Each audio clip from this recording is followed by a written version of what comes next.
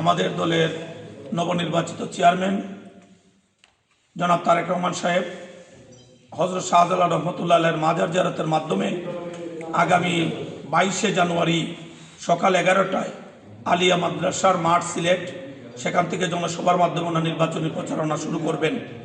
আলিয়া মাদ্রাসার মাঠে সিলেট জেলার 6 জন দলীয় প্রার্থী, এর মধ্যে একজন জোটের প্রার্থী, আর সুনামগঞ্জে দলের 5 জন প্রার্থী, এই 11 জন প্রার্থীকে সেইখানে উনি পরিচয় করিয়ে দিবেন। পরবর্তীতে ঢাকা সিলেট মহাসড়ক ধরে শেরপুর নামক স্থানে আসবেন। সেখানে মৌলভীবাজার জেলার 4 জন এমপিকে বিকাল 2টা থেকে 2:30টার মধ্যে সেখানে পরিচয় করিয়ে দিবেন। তারপরে হবিগঞ্জ জেলার শায়েস্তাগঞ্জ নামক স্থানে আসবেন। সেখানে হবিগঞ্জের 4 জন এমপিকে 3:30টা থেকে 4টার মধ্যে পরিচয় করিয়ে সেখানে জনসভায় বক্তব্য রাখবেন। তারপরে ঢাকা সিলেট মহাসড়ক ধরে ব্রাহ্মণবাড়িয়া বিশ্ব রোড যাবেন। সেখানে ব্রাহ্মণবাড়িয়া জেলার যতজন এমপি আছেন ওনাদেরকে ব্রাহ্মণবাড়িয়ার বিশ্ব রোডে, সরাইল বিশ্ব রোডে উনি পরিচয় করিয়ে দিবেন। পরবর্তীতে উনি চলে যাবেন ভৈরব, সেখানে কিশোরগঞ্জ জেলার সব প্রার্থীদেরকে এনে সেখানে পরিচয় করে দেওয়া হবে ভৈরব হাইওয়ের পাশে স্টেডিয়ামের প্রাঙ্গণে। এর পরবর্তীতে নরসিংদী জেলার অন্যান্য যে উপজেলাগুলি আছে সব কয়জনে ঢাকা সিলেট মহাসড়কের পাশে বালুরচর নামক এক মাঠে সেখানে পরিচয় করে দেওয়া হবে। পরবর্তীতে সর্বশেষ নারায়ণগঞ্জে রূপগঞ্জ হয়ে, সেটা যত রাত্রি হোক, এখানে শুধু সদর বাদে সমস্ত এমপিদের পরিচয় করিয়ে গুলতা হয়ে 300 ফিট ধরে উনি গভীর রাতে হোক ঢাকা ফিরে যাবেন ইনশাল্লাহ। আমাদের প্রস্তুতি, হবিগঞ্জ জেলার প্রস্তুতি কেমন, বা সিলেট বিভাগের, আপনি যেহেতু সিলেট বিভাগের দায়িত্বপ্রাপ্ত, সেই হিসেবে সিলেট বিভাগের প্রস্তুতি কেমন? সিলেট সঙ্গত কারণেই তারেক রহমান সাহেব দলের অভিভাবক, 17 বছর ওনার নেতৃত্বে আমরা সিলেট ডিভিশনে আন্দোলন সংগ্রাম, মামলা মোকদ্দমা, সুখে দুঃখে উনি আমাদের ছায়া হিসাবে উনি আমাদের সঙ্গে ছিলেন।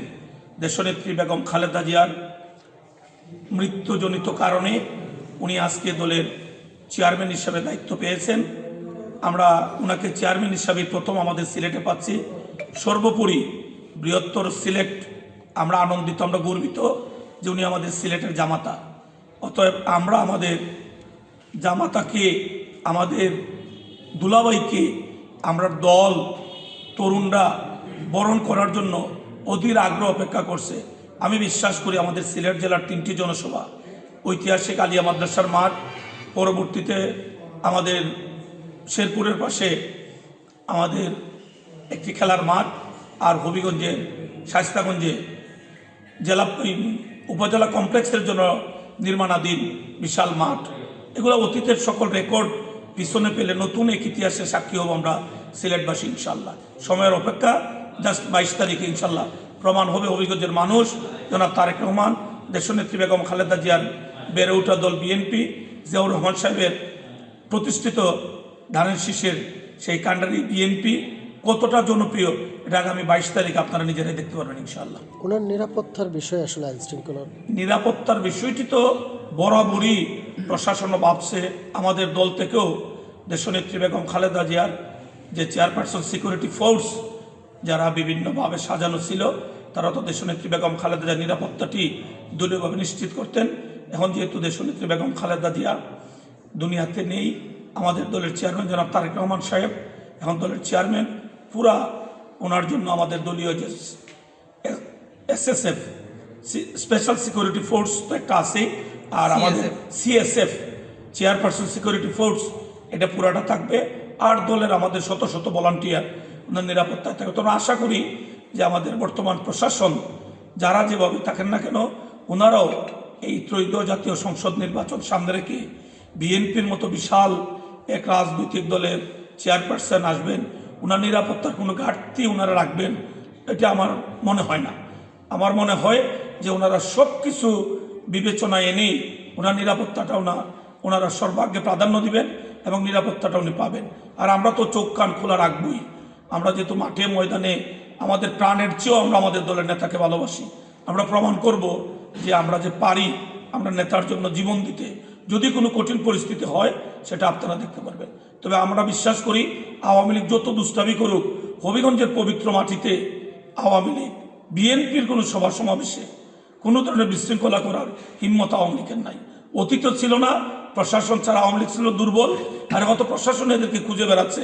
অতএব যত দুষ্টামি আওয়ামী লীগ করার চেষ্টা করুক, আমি অনুরোধ করব অযথা হবিগঞ্জের শান্ত পরিবেশকে অশান্ত না করাই হবে বুদ্ধিমানের কাজ।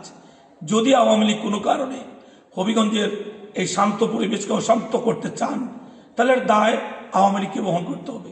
তা আমরা যেহেতু নির্বাচনের একদম কাছাকাছি চলে আসছি, আমরা অনুরোধ করব যে সমস্ত দুষ্টামি বাদ দিয়ে দেশের যেন একটি গণতান্ত্রিক ব্যবস্থায় আমরা দ্রুত ফিরে যেতে পারি। সেই জন্য আমরা যার যার অবস্থান থেকে আমরা নিজেরা চেষ্টা করব, সহযোগিতা করব, ভোটারদেরকে ভোট কেন্দ্রে যাওয়ার জন্য আমরা উৎসাহিত করব এবং ভোটাররা ভোট দিয়ে জনগণের সরাসরি ভোটে একটি জনগণের সরকার প্রতিষ্ঠা হবে। সারা বাংলাদেশের মানুষের যে চিন্তা চেতনার সাথে আমরা এক হয়ে হবিগঞ্জ আমরা একটি গণতান্ত্রিক সরকার ব্যবস্থায় ভোটের পরিবেশটি আমরা যে কোনো মূল্যে রক্ষা করব, এটাই সবার প্রতি আমাদের প্রত্যাশা।